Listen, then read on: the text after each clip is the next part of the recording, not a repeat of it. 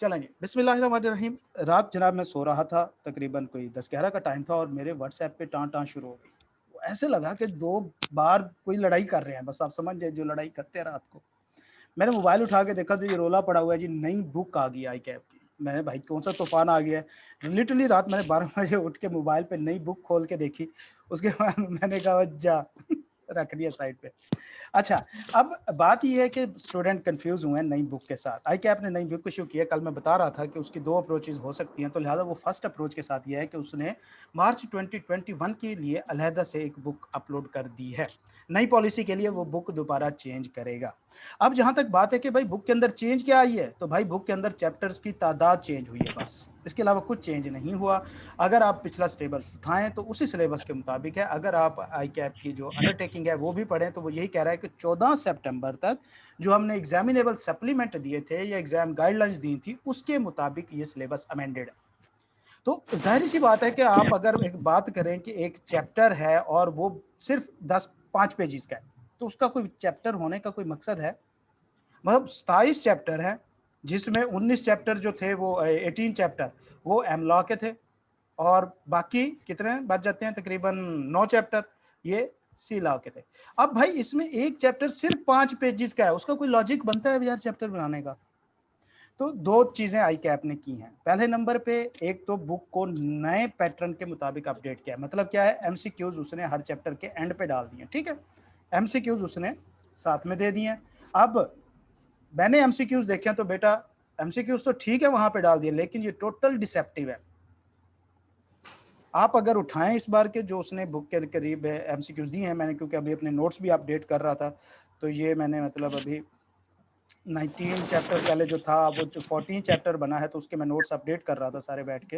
Examples वगैरह भी add किए हैं, थोड़ा-सा इनको बेहतर बना रहा था मैं। तो जहाँ तक मैं देख रहा था कि एमसीक्यूज़ जो भाई उसने ऐड किया ना वो टोटल डिसेप्टिव है। मतलब एक खाना-पूरी के तौर पे उन्होंने सिंपल-सिंपल से एमसीक्यूज़ बना के दे दिए हैं। इसके अलावा जो पेपर में टेस्ट हुए हैं वो उसका तकरीबन 85% ज़्यादा डिफ़िकल्ट है। तो लिहाज़ा एमसीक्यू इस हद तक तो हमारे लिए बेहतर है कि एक बार फिर से चैप्टर की रिवीजन हो जाएगी। लेकिन इस पॉइंट ऑफ व्यू से उन एमसीक्यूज़ को पढ़ना कि हमारे एग्ज़ाम की प्रिपरेशन के लिए हेल्पफुल होंगे तो ये हमारी बेवकूफ़ी होगी। वो एमसीक्यूज़ किसी टाइप के नहीं है। अच्छा, पहले हमारी बुक थी अबाउट 300 पेजेज़ की, अब तकरीबन हो गई है अब्बू का 500। अब हमारी माइक म्यूट करें बेटा ज़रा। अब हमारी बुक हो गई है तकरीबन 500 पेजेज़ की। इसमें ऐड क्या तो हुआ है? उन्होंने कहा ठंडा था, ठंडा था। मैंने कहा मैं तब भी इनको 1 मिनट का 1 मिनट दें मुझे ज़रा इनको म्यूट करने दें इन शहज़ादों को। ये ठंडे-गरम के चक्कर में बैठे हैं, पता नहीं क्लास में क्या करने आते हैं, इतनी तमीज़ नहीं है। प्लीज़ माइक बंद कर दें, मैंने कर दिया बेटा सबको। अच्छा, तो मैं ये कह रहा था कि भैया अब 500 पेजेज़ हो गए हैं, तो ऐड क्या हुआ है? एक तो ये है कि एमसीक्यूज़ ऐड हुए हैं। अगर हर चैप्टर के बाद भी 2 पेजेज़ एमसीक्यूज़ के डाले जाएँ, तो कितने चैप्टर बनते हैं? अभी जो चैप्टर हैं, अभी तकरीबन 18 चैप्टर हैं, तो ये तकरीबन 58 पेजेज़ तो इसी के एक्स्ट्रा हो जाते हैं। मिनिमम 2 पेज, वरना तो 3 पेज, 4 पेज के क्वेश्चन हैं, फिर उनके आंसर हैं, शॉर्ट क्वेश्चन हैं। तो ज़्यादातर एडिशन तो हुई है भैया जो इसके अंदर पेजेज़ के अंदर वो एमसीक्यूज़ की वजह से हुए, एट द एंड उसने एमसीक्यूज़ डाल दिए। इसके अलावा एग्ज़ाम्पल इंक्रीज़ कर दिए हैं। मिसाल के तौर पे मैं आपको बताऊँ तो माउस किधर है? यहाँ रहा। एग्ज़ाम्पल के तौर पे मैं आपको बताऊँ, पहले जो हमारे यहाँ पर चैप्टर 14 चैप्टर 19 था, मैं वहाँ पे आपको दिखाता हूँ कंपनी लॉ के अंदर जाके। ये हमारा नेगोशिएबल स्टूडेंट पार्टनरशिप एक्ट चल रहा है। वहाँ पे हमारी जो डेफिनिशंस मौजूद थी बॉडी कॉर्पोरेट वगैरह की, उसके नीचे जो क्या कहते हैं चैप्टर 11 है अच्छा, उसके नीचे पहले हमारी एग्ज़ाम्पल्स नहीं थी। मतलब अब ये देखें कि सेपरेट लीगल एंटिटी की अलहदा से एग्ज़ाम्पल आ गई है यहाँ पर। इस तरह अगर हम सिर्फ़ उस पहले चैप्टर में देखें ये दूसरी एग्ज़ाम्पल मौजूद है। ये यहाँ पर तीसरी एग्ज़ाम्पल, चौथी, 5वीं, छठी ये एग्ज़ाम्पल एक्स्ट्रा हो गई हैं बीच में। बाकी बॉडी में ज़्यादा इंक्लूड नहीं हुआ, याद करने वाला उल्टा कम हो गया है। याद करने वाला कम हो गया है, पिछला सिलेबस जो था उसमें तो ओल्ड चीज़ें मौजूद थीं, नए सिलेबस में चीज़ें काफ़ी सारी कम हो गई हैं, तो क्योंकि ये कंसाइज़ सिलेबस है पिछले अटेम्प्ट में जो डिलीशन हुई थी वो इसमें इनकॉर्पोरेट करके उसने दी हैं। तो लिहाज़ा एडिशन जो हुई है वो 2 वजह से हुई है पेजेज़ में, एक एमसीक्यूज़ की वजह से हुई है और एक एग्ज़ाम्पल ऐड करने की वजह से हुई है। कहीं पे थोड़ी बहुत एक्सप्लेनेशन भी ऐड की गई है। ये बात भी है कि थोड़ी बहुत एक्सप्लेनेशन उसमें डाली गई है, चीज़ें इसके अंदर आई हैं, लेकिन वो इतनी कोई मेजर नहीं है और वो याद करने वाली नहीं है। मैं अगर कहूँ कि वो याद करने वाली चीज़ें हैं, तो अभी तक जितना मैंने 2-3 पेजेस 2-3 चैप्टर्स का मैंने अपने कंसोलिडेशन किया यहाँ पे बनाया है, तो उसमें याद करने वाली चीज़ नहीं है। अब बात करते हैं ज़रा चैप्टर्स के ऊपर। तो पहले भाई 19 क्या कहते हैं 27 चैप्टर थे और अब 16 चैप्टर हो गए। ये गेम हुई क्या है हमारे साथ? तो भैया सीधी-सी बात है कि पहला चैप्टर तो पहले भी पहला ही था, अब भी पहला है। थोड़ा-सा ये कम हो गया। एग्ज़ाम सप्लीमेंट लास्ट टाइम इसने दिया था, इसमें तकरीबन उसको हाफ जो था वो डिलीट कर दिया था। तो ये हाफ अब बचा हुआ है, हाफ इसके अंदर से खत्म हो चुका है। तो ये तो पूरे का पूरा एक सेपरेट चैप्टर है। अच्छा, मैं कुछ आपको बताऊँ कि इसमें से बिल्कुल कुछ सेपरेट चैप्टर है। पहला चैप्टर इसका कहीं पे आगे किसी चैप्टर के साथ कोई लेना-देना नहीं है। नेगोशिएबल इंस्ट्रूमेंट इसका किसी चैप्टर के साथ कहीं पे कोई लेना-देना नहीं है। इस तरह कंपनीज़ एक्ट का ऊपर किसी लॉ के साथ कोई लेना-देना नहीं है, टोटल सेपरेट है। हाँ, ये क्या है डिफरेंट कंपनी के अंदर जो मुख्तलिफ चैप्टर्स हैं वो आपस में इंक्लूडेड हैं, वो आपस में रिलेटेड हैं, लेकिन इस सेक्शन के साथ कोई लेना देना नहीं। इस तरह चैप्टर 1 का बाकियों के साथ कोई लेना देना नहीं है, इस तरह निगोशिएबल इंस्ट्रूमेंट का बाकियों के साथ कोई लेना देना नहीं है, पार्टनरशिप एक्ट का भी कोई खास लेना देना नहीं है। इस हद तक कि सिर्फ वो कंट्रैक्ट होते हैं, बाकी इसके अलावा कोई उसके साथ लेना देना नहीं है। अब बात करते हैं कि भैया जी पहला चैप्टर पहले भी था, अब भी है।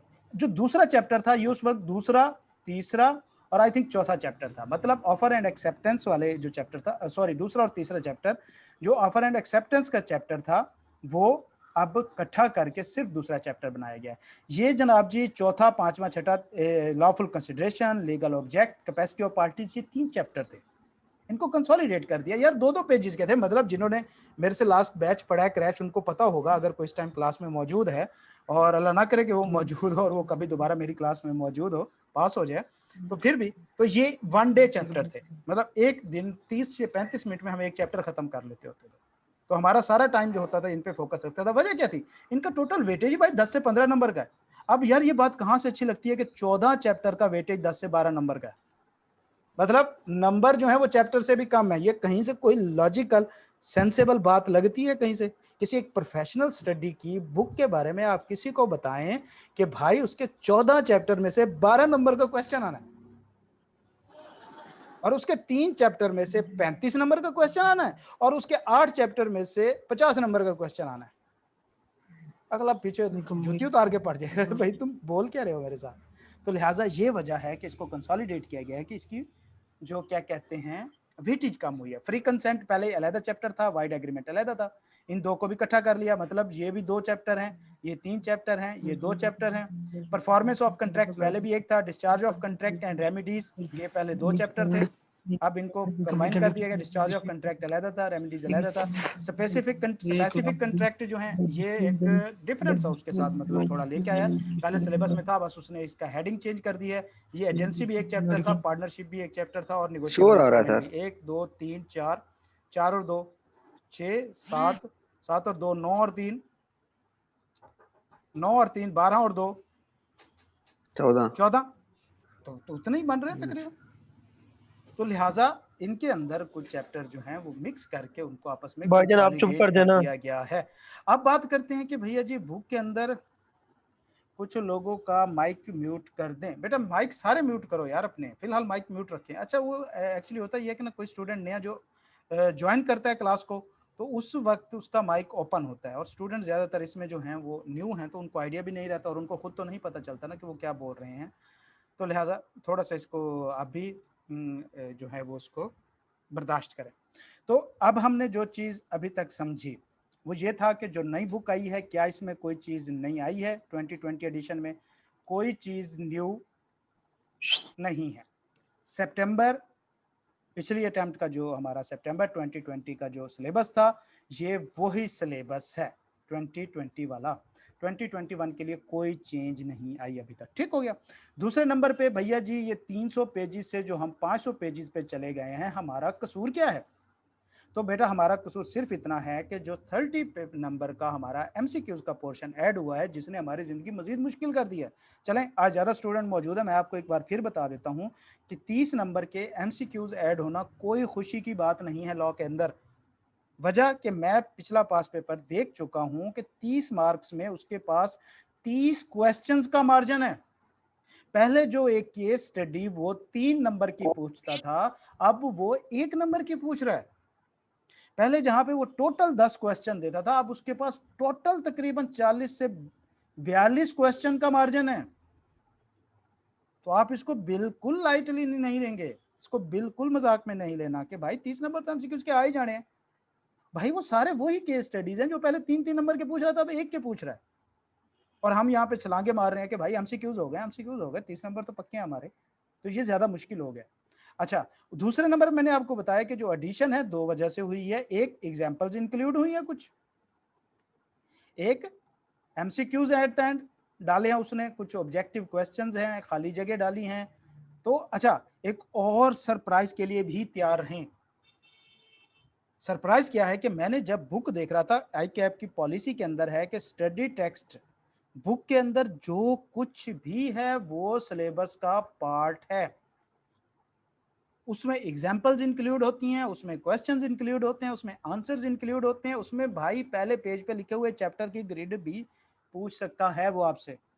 तो लिहाजा जब मैं एमसीक्यूज देख रहा था तो वहां पे एमसीक्यूज के साथ साथ ब्लैंक्स भी थे, फिल इन द ब्लैंक्स, और ये ज्यादा दर्द सर है। वो कहीं पे एमसीक्यूज पूछ सकता है, कहीं से आपसे फिल इन द ब्लैंक्स भी करा सकता है वो। तो लिहाजा इस सरप्राइज के लिए भी तैयार रहें। अच्छा, तो भैया एडिशन हुई एग्जाम्पल की वजह से, एमसीक्यूज की वजह से, और थोड़ी बहुत एक्सप्लेनेशन की वजह से, जो कि हमें याद नहीं करनी, जस्ट हमने पढ़नी है। तो अब बात हुई कि भैया चैप्टर कम क्यों हुए। तो मैंने अभी आपको बताया कि पहला चैप्टर वैसे का वैसा है, 8वां चैप्टर जो ये एजेंसी का होता था हमारा 16 चैप्टर, ये वैसे का वैसा है, पार्टनरशिप एक्ट वैसे है, निगोशिएबल इंस्ट्रूमेंट भी वैसे का वैसे ये जो पिछली अटेम्प्ट में था। हाँ, ये वाले जो बीच में 7 चैप्टर मौजूद हैं, ये पहले 15 चैप्टर हुआ करते थे, और इनका वेटेज होता था 10 से 12 मार्क्स का। अब किसी बंदे को जाके बताएं कि प्रोफेशनल स्टडी के अंदर हमारे 15 चैप्टर का वेटेज है 10 से 12 मार्क्स का, अगला जूती उतार के आपके पीछे पड़ जाएगा कि भाई एक 8 चैप्टर है कंपनी लॉ के, उनका 50 का मार्जिन है, एम लॉ के पहला 17वां और 18वां मिला के तकरीबन 30 to 35 का मार्जिन बन रहा है, और दूसरे से लेकर 16वें तक सिर्फ 10 से 12 मार्क्स। ये भाई कौन सी साइंस है आपकी। तो लिहाजा उस इफेक्ट को खत्म करने के लिए उन्होंने क्या किया है, तरतीब से चैप्टर मर्ज किए। ये भी नहीं है कि भाई कोई ब्लंडर मारे हैं, पहला चैप्टर अपनी जगह पे है, इसका जो दूसरा चैप्टर होगा उसके अंदर पहले चैप्टर वाला पोर्शन अपनी जगह पे है, दूसरे चैप्टर वाला पोर्शन अपनी जगह पे है। तो आप ओल्ड बुक से तैयारी करें, आप न्यू बुक से तैयारी करें, ये आपका मसला है। लेकिन अगर आप ओल्ड बुक से तैयारी करते हैं तो आपको साथ को एग्जामिनेबल सप्लीमेंट देखने पड़ेंगे, आपको सितंबर का सिलेबस तो ऑफकोर्स इंटरटेन करना पड़ेगा। तो ओल्ड बुक के अंदर जो है डिलीशन नहीं हुई, नई बुक में काफ़ी सारी डिलीशन हुई है, ना कि एडिशन हुई है। तो आपके सिलेबस के अंदर कोई चीज़ इंक्रीज नहीं हुई, सिवाय कंपनी लॉ के अंदर 2-3 टॉपिक्स के। एक एनजीओ का टॉपिक था, उसके अंदर एडिशन हुई है, जो कल हमने काफ़ी सारा कवर कर लिया था, आज उससे आगे वाला हमने करना है। इसी तरह जो मैनेजमेंट का चैप्टर है उसके अंदर कुछ चीज़ें एडिशन हुई थी डायरेक्टर वाले में। अकाउंट्स में तकरीबन हाफ पेज की एडिशन हुई थी। तो 5-6 एडिशंस हुई हैं, वो आपको पता होना चाहिए। डिलीशन जो है वो तकरीबन 20 से 22 डिलीशन हुई हैं, वो आपको पता होना चाहिए। तो आप ओल्ड बुक से कर लें, कोई मसला नहीं है। और आखिर में मैं आपको एक बात बताऊंगा कि एमसीक्यूज दे के आई कैप ने जो है, वो नहीं होते गोंगलुओं से मिट्टी उतारना, मिट्टी झाड़ना, मतलब फॉर्मेलिटी पूरी करना, उसने वो किया है। एमसीक्यूज देख के कहीं से नहीं लगता कि पेपर कोई उस पैटर्न पे बनेगा। वो टोटल डिसेप्टिव एमसीक्यूज हैं, इतने सिंपल और इतने सादे एमसीक्यूज आई कैप अगर पूछने लग गया तो मोजा ही मोजा ना लग जाए भाई। हैं, सिंपल पूछ रहा है, कंपनी इज अ क्या कहते हैं, ब्लैंक पर्सन, और all individual is a blank, मतलब खाली जगह छोड़ के पर्सन। अब किसको नहीं पता कि भाई कंपनी आर्टिफिशियल पर्सन है और इंडिविजुअल नेचुरल पर्सन है, पहले चैप्टर की पहली लाइन है ये, और उसने ये एमसीक्यूज बना के पूछा हुआ है। तो मुझे बताएं कि आई कैप ऐसे एमसीक्यूज आपको कहीं से लगता है इतना अच्छा कि वो एनुअल पेपर में पूछेगा आपसे। तो मुसलमानों, परेशान नहीं होना, इजी रहें, जस्ट आप अपनी नई बुक जो है वो डाउनलोड करें, और जिन्होंने स्टडी पैक्स मंगवाने हैं, अब जाहिर बात है अवेलेबल हो जाएगा, हार्ड कॉपी में भी आप मंगवा लें, वो ज़्यादा बेहतर है। बाकी जो स्टूडेंट आप क्लास ले रहे हैं मेरी, तो भैया सीधी सी बात है कि कल हमने पहला चैप्टर ख़त्म कर लिया था, आज आपके लिए बैड न्यूज़ ये है कि हमने पहला चैप्टर अभी ख़त्म नहीं किया। ठीक है उज़ैर? Yes sir. हाँ जी, तो पहले वो हमारा क्या कहते हैं 11वां चैप्टर था, अब हमारा वो 19वां चैप्टर था, अब हमारा वो 11वां चैप्टर बन गया है। तो मैं अभी उसी की तैयारी कर रहा था। तो अच्छा, अब ज़रा कंपनी लॉ वाला पोर्शन देखें कि भाई उसके अंदर क्या हुआ है। उसके अंदर ये हुआ है कि जो इंट्रोडक्शन ऑफ कंपनीज़ और इनकॉर्पोरेशन ऑफ कंपनीज़ हैं, ये 2 चैप्टर अलग-अलग थे पहले। ठीक है? जिसमें इनकॉर्पोरेशन ऑफ कंपनी इंट्रोडक्शन जो था, ये हमने कल अपना चैप्टर कंप्लीट कर लिया था, लेकिन आज हमें पता चला कि हमने अपना चैप्टर कंप्लीट नहीं किया। पहले ये चैप्टर 19 था, अब 11 हो गया है। तो अब इसके अंदर दूसरे चैप्टर का भी कुछ पोर्शन इसके अंदर ऐड कर दिया गया है। ये वाला चैप्टर पहले भी मेमोरेंडम का था, अभी मेमोरेंडम का था, काफ़ी लेंथी था, उसको शॉर्ट कर दिया गया है। मैनेजमेंट पहले भी सेपरेट था। शेयर कैपिटल वगैरह, डिस्ट्रीब्यूशन, डिविडेंड, ये 2 चैप्टर थे, इसको भी इकट्ठा कर दिया गया। मीटिंग एंड रेज़ोल्यूशन पहले सेपरेट था, अब भी सेपरेट है। अकाउंट्स एंड इन्वेस्टमेंट, इन्वेस्टमेंट जो था, ये पहले क्या कहते हैं उसमें था, सेपरेट था, और अकाउंट्स वाला सेपरेट था, अब इन दोनों को भी इकट्ठा कर लिया गया है। तो ये भी सिर्फ कॉम्बिनेशन हुआ है, इसके अलावा इनके अंदर कोई चेंज नहीं आई और ना ही कोई इतनी मेजर किस्म की चेंजेस इन चैप्टर्स में मौजूद हैं, सिवाय इसके जो कि सितंबर अटेम्प्ट में हुई थी। अकाउंट्स वाला जो टॉपिक था उसका ऑडिट वाला पोर्शन उड़ा दिया था आधा चैप्टर, और इसी तरह मॉर्टगेज चार्जेस वाला चैप्टर उड़ गया है, वो पहले था, अब इसके अंदर नहीं है मौजूद। तो अल्लाह ताला उसे गरी के रहमत करे। बाकी आज फिर काफ़ी सारे स्टूडेंट मौजूद है। मैं आपको एक बात बता दूं कि बेटा, आई कैप के जो हालात हैं, इससे लग रहा है कि 2021 की पॉलिसी आने वाली है।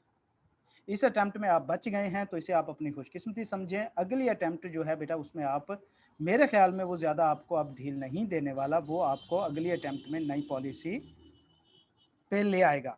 अब जहाँ तक बात करूँ मैं न्यू पॉलिसी के अंदर, तो 2 मेजर चेंजेस हैं।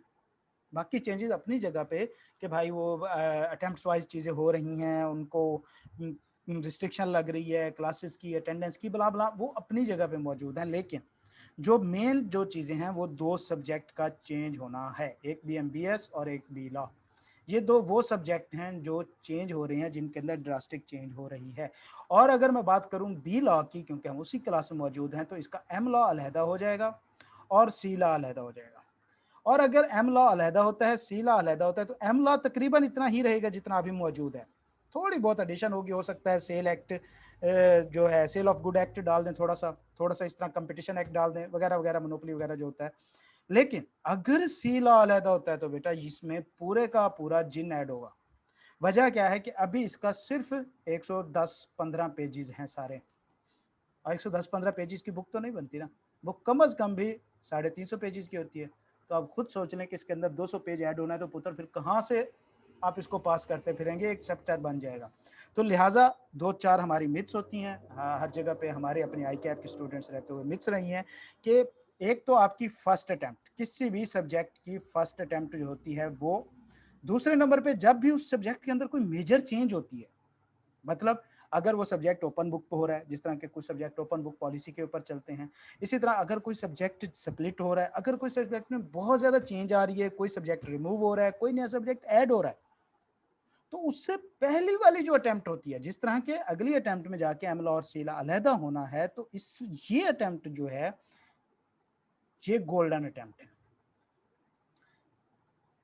फर्स्ट अटेम्प्ट सब्जेक्ट की, प्लस दूसरा कौन सा ऑप्शन होता है कि भैया जो सब्जेक्ट के चेंज होने से पहले की अटेम्प्ट होती है, उस गोल्डन अटेम्प्ट कहलाती है। उसमें ऑलवेज उठा के देख लें, कम अज कम जो पासिंग रेशो होती है वो 10 से 15% ज्यादा होती है। हमारे खुद अपने सब्जेक्ट कुछ इस तरह के अटेम्प्ट्स में निकले हुए हैं।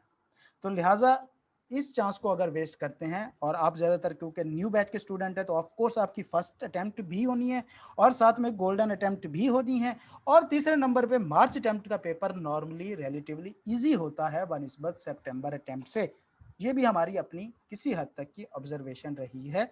जाहिर सी बात है, हमने भी पेपर दिए हैं, हमारे कोलीग्स ने तो 6-6 बार भी पेपर दिए हुए हैं लॉ के, तो हमें इस चीज़ का अच्छे तरीके से आइडिया है।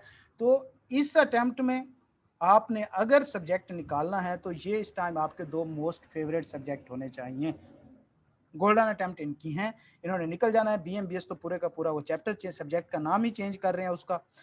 इसके अंदर चेंजेस कितनी होनी है वो मुझे नहीं लगता कि कोई ज़्यादा चेंजेस होनी है, जस्ट नेम वगैरह चेंज होना है या थोड़ा बहुत। अगर मैं पिछले पेपर की बात करूँ, अभी जो रिसेंट आया, तो वो प्रैक्टिकल बेस पे ज़्यादा चला गया है, बाकी नॉर्मल ही रहा है। तो इन 2 सब्जेक्ट को निकालें, इस बार ईज़ी ना लें चीज़ों को, और क्या कहते हैं, गोल्डन अटेम्प्ट अवेल कर लें। तो एक बार निकल गया तो भाई निकल गया, बाकी थ्योरी के सब्जेक्ट एक बार फंस गया, पास करना उसका मुश्किल हो जाता है। अकाउंटिंग के सब्जेक्ट में मैं कहता हूं कि भाई आप हर बार क्लास लोगे ना, आपको कोई नई चीज मिलेगी।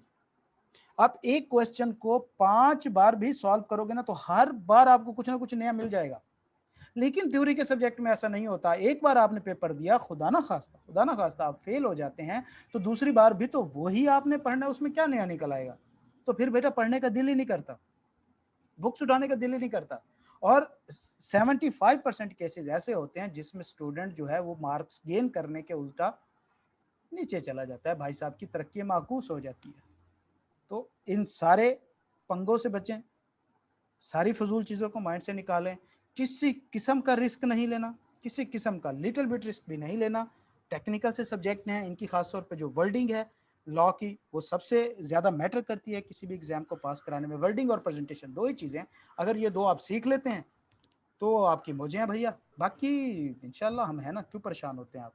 Do attempts matter in CA? बेटा do attempts matter in CA, question है आपका, do attempts matter in CA, कि क्या अटेम्प्ट जो है वो सेम है। अब डिपेंड करता है कि आप किस प्रोस्पेक्ट में पूछ रहे हैं, आप आर्टिकलशिप के रेफरेंस में पूछ रहे हैं या प्रैक्टिकल लाइफ के रेफरेंस में पूछ रहे हैं? जरा इसको थोड़ा सा एलेबोरेट करें, मैं फिर आपको इस पे बताता हूँ।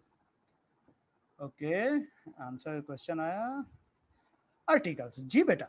अब इसके ऊपर थोड़ा सा मेरे ख्याल में आप में से ज़्यादातर को पता ही नहीं है मेरे यूट्यूब चैनल का। अगर आपको पता होता तो वहाँ पे आप ये सारा कुछ देख के आए होते। चले मैं आपको एक बार फिर बता देता हूँ, आज की हमारी क्योंकि जनरल डिस्कशन क्लास ही है, एट द एंड हमने शायद थोड़ा सा पढ़ना भी हुआ तो जो स्टूडेंट हैं वो पढ़ लेंगे, जिन्होंने जाना वो चले जाए। क्वेश्चन है कि क्या भाई अटैम्प्ट्स जो हैं वो मैटर करती हैं? बेटा जब आज से तकरीबन 2013, कितने 7 साल पहले, 7 साल पहले तक जब पुरानी पॉलिसी चलती होती ना, तब अटेम्प्ट्स मैटर करती थी। और किस हद तक करती थी? तकरीबन 7 अटेम्प्ट, 6 से 7 अटेम्प्ट अगर आपने लगाई हैं इंटर पास करते हुए तो आपका अच्छा चांस होता था, आप मतलब एक गुड स्टूडेंट कंसीडर होते थे। 4 अटेम्प्ट वाला 100 में से एक बच्चा होता था, शायद 100 में से एक भी नहीं, 1000 में से एक करो, 100 बहुत ज़्यादा है, 50-50 हज़ार स्टूडेंट पेपर देता है, 1000-2000 में से सिर्फ एक बच्चा निकलता था। मतलब मैं आपको बात करूं कि आज से 7 साल पहले 4 अटेम्प्टर, हर अटेम्प्ट के अंदर बामुश्किल 30 से 35 बच्चे हुआ करते थे।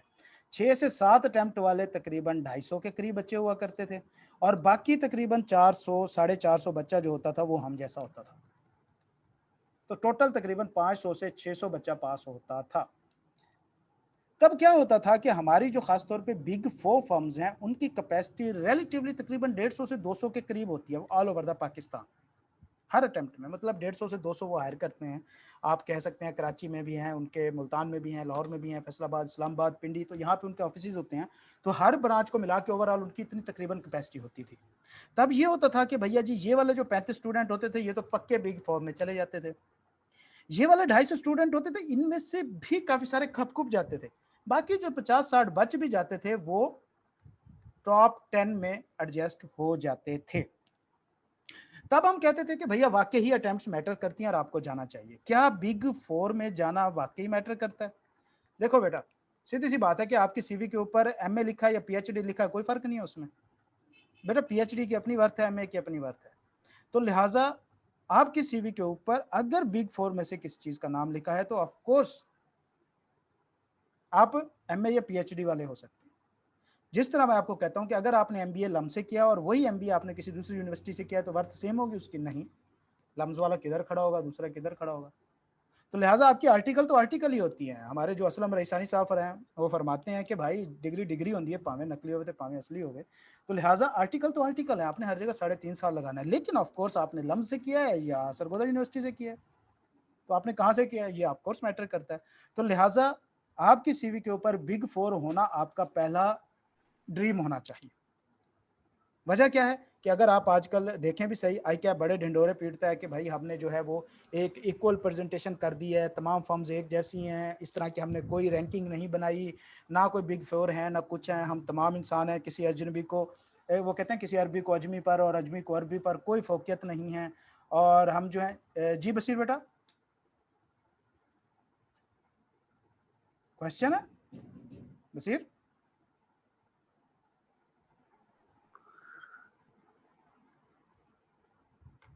आवाज़ नहीं आ रही है आपकी बशीर? क्वेश्चन है तो बोलना, टाइप कर दें आप।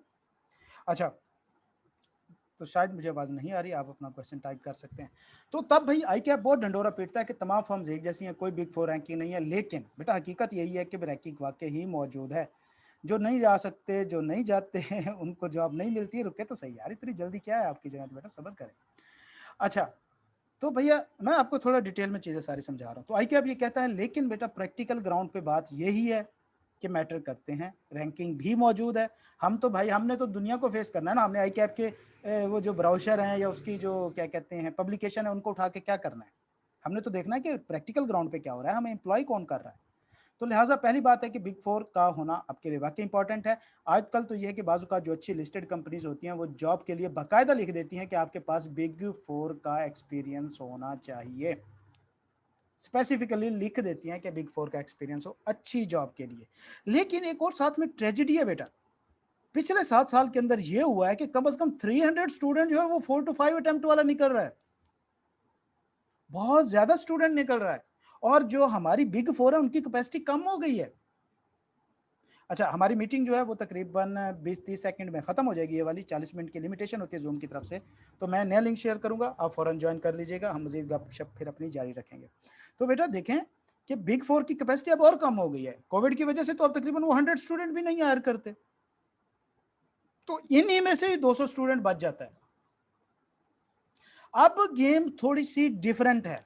अब अगर कहते हैं कि आप अटेम्प्ट मैटर करते हैं, तो अब गेम थोड़ी-सी डिफरेंट हो गई है। पहले गेम